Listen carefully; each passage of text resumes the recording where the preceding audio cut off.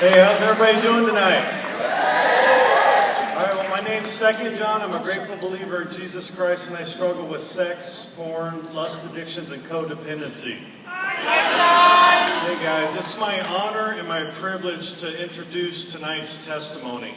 I first met Stephen when I was leading my first step study. He was in that big, large group. There was like 60 men, and Stephen, it was like, man, who is this guy? You know, he was like all over me, and I was a little uncomfortable, and I'm like, you know what? But God was working there, because I have had the opportunity to witness God just completely move in this man's life. I remember him being really broken when he first came to Celebrate Recovery, just like I was, and just like many of us were. But man, now the Holy Spirit is just moving in this man. If there is something that needs to be done at Celebrate Recovery, Stephen is there. It's like there's 12 of him here at Celebrate Recovery. So again, you know what? Started off kind of awkward, our relationship, but I am truly blessed and honored to call him friend and a brother in Christ. Would you please welcome Stephen?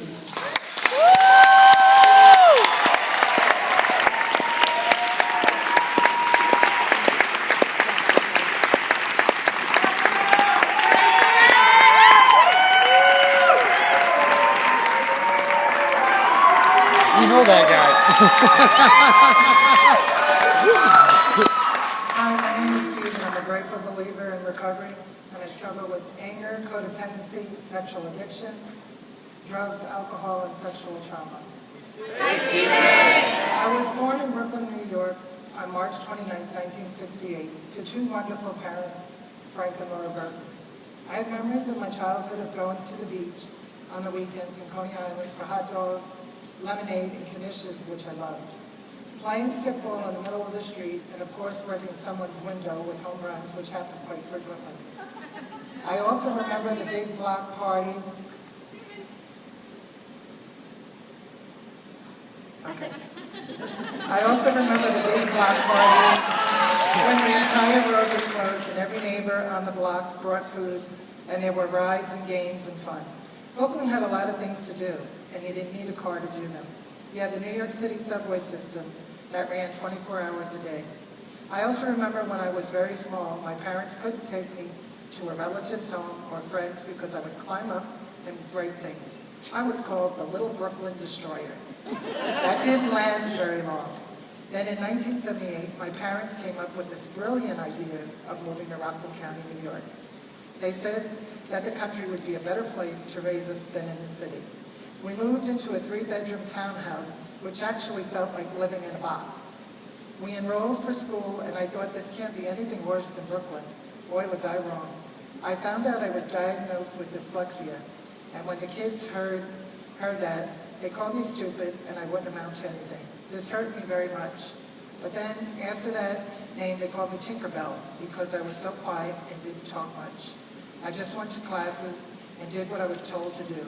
As the years progressed, while I was in high school, I got involved with the revamping project of our bookstore and was the bookstore manager. This was the first time I came into contact with drugs and alcohol. I went home from school one day, and my brother was on the deck smoking pot. He saw me and told me to try this, and I did. I was like, wow, I'm on a cloud. And then he handed me a beer, and I drank a couple and got really drunk and had to hide in my room until the drunken stupor wore off. I graduated high school in June of 1987. At that time, I met the love of my life, who I thought was. Her name was Nancy, and she was very prim and proper, and I knew she would straighten me out. Well, I asked her to my senior prom, and the night of the prom, she stood me up and told me she couldn't go with me. Well, I got a neighbor to go with me instead. When I arrived there, I couldn't believe it. She was with another guy. When she saw me, she told me, I was interested in you, but you were too slow. I was hurt and couldn't believe it, but I wasn't going to let her ruin the night. I graduated that summer and enrolled in a community college and took a bunch of courses. I was doing very well. 4 times I made the dean's list with a 4.2 grade point average. But just taking general courses and felt as though I wanted to do something else. I continued drinking and doing pot again and arguing with my parents. My mom enrolled me in this retreat where I met my friend Keith. I told him that what was going on with my parents, and he said he'd talk to his parents to see if I might be able to stay there. So we arranged it, and I stayed there for 2 years. In the beginning, things were going well, and then we started to go out to bars in the city and drink. Then things took a bad turn. One night while I was sleeping, I awoke to my friend Keith beating on me. I ran outside of the house, under a car, and called the police, and he was arrested for assault. He just lost it and I ended up with some cuts and bruises. His parents told me I had to move out, so I called my parents and went back home. I then went to a recruiter and asked about joining the Navy. He told me I had to take an ASVAB, which I did, and passed it. I was sent to Great Lakes, or what they call Great Estates, and I completed boot camp in 3 months. I was then assigned my first duty station, which was the USS Detroit AOE-4, which is a fast combatant supply ship. I worked as a ship serviceman in the laundry department and was in charge of 4 other guys. It was a lot of work, but I always managed to get it done. Then the most dreadful thing in my life happened. While I was working in the laundry one evening, trying to get the last of the officers' uniforms done, I was approached by a petty officer, and he asked, "Wow, isn't it kind of late for you to be down here alone?" I said, "No, I was just getting things done." Then he walked over to the door and bolted it shut.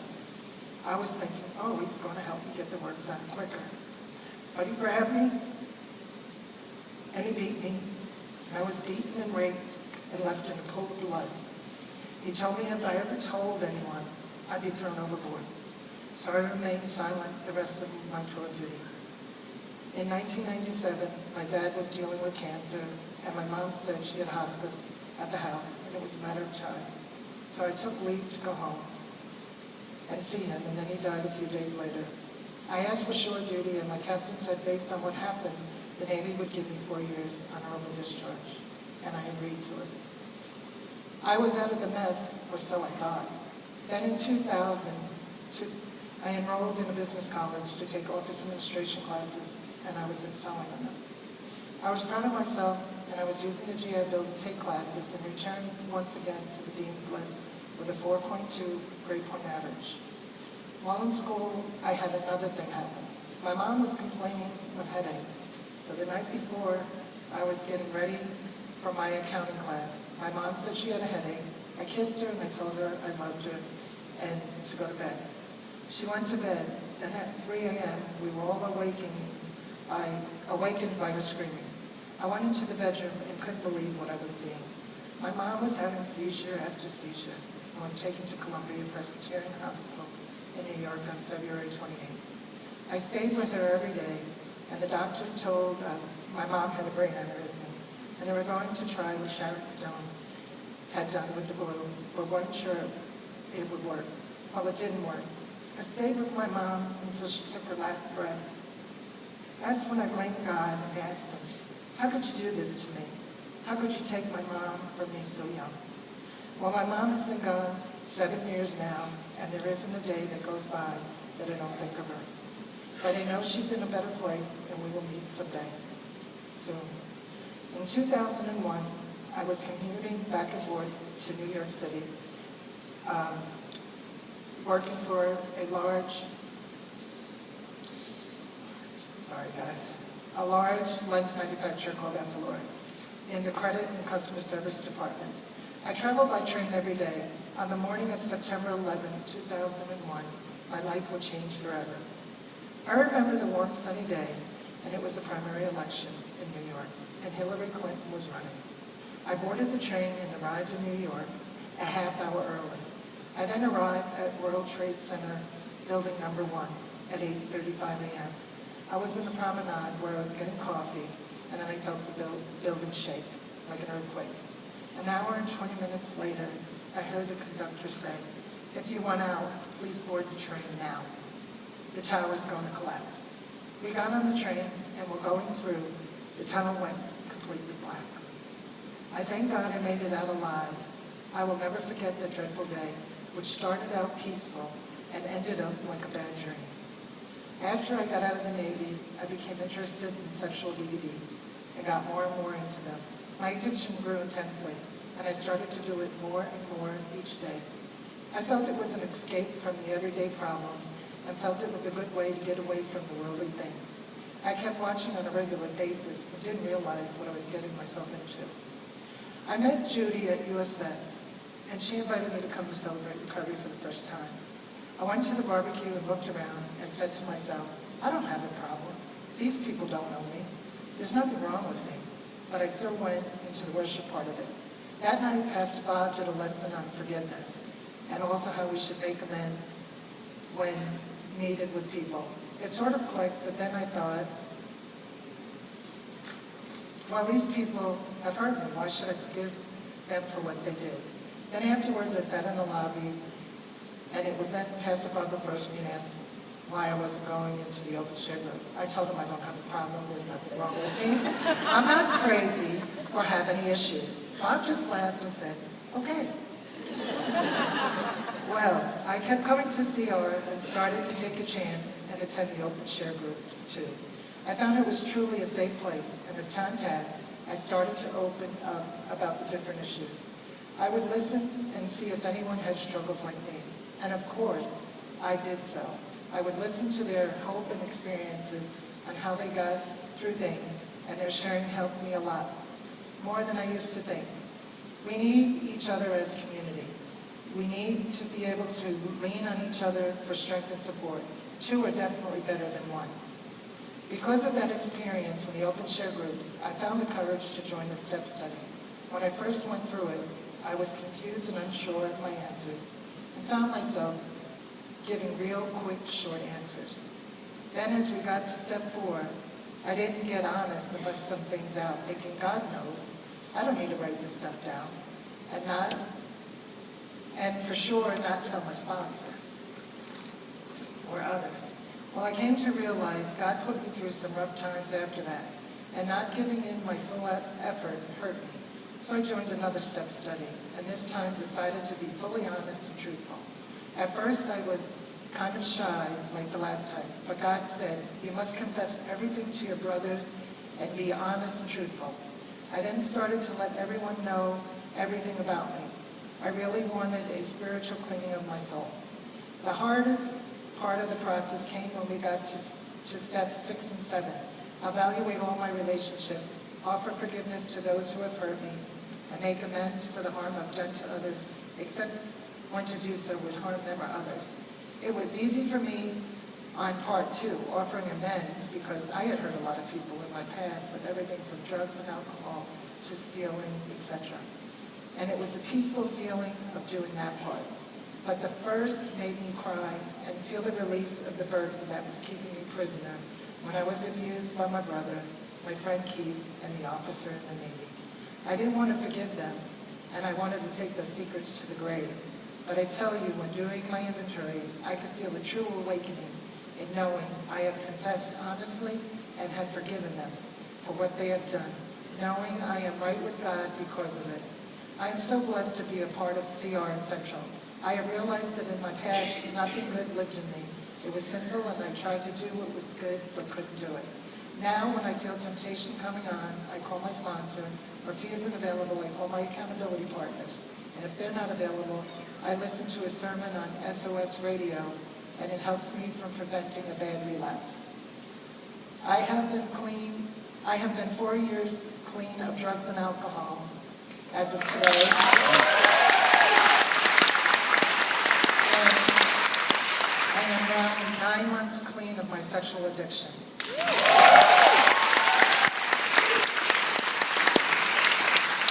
It is a good feeling that the Lord, along with my sponsor and accountability partner, have helped me through this addiction that I struggle with.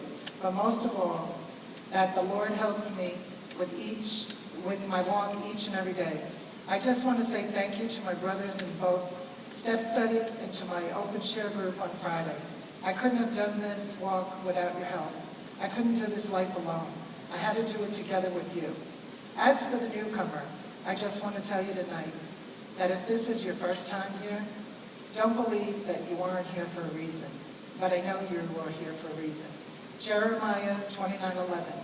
For I know the plans I have for you, says the Lord. They are plans for good and not for disaster, to give you a future and a hope. Keep coming back and you will prosper. Thank you for letting me share.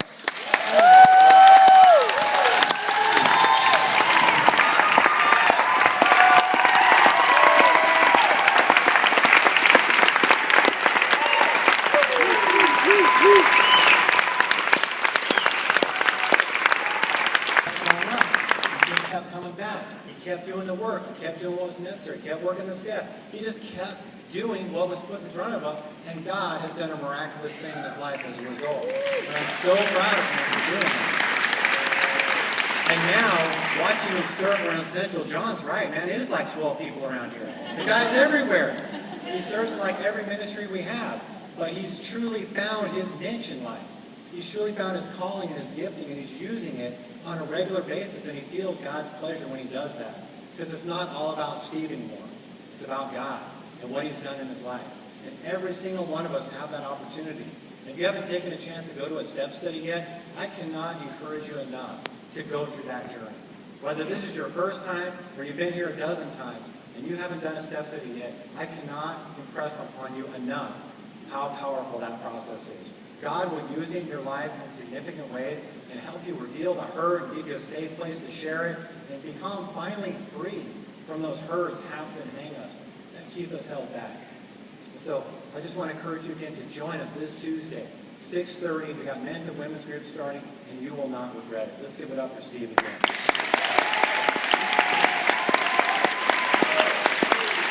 I want to invite Teddy to go ahead and come up now. Teddy's our friend from Arizona. And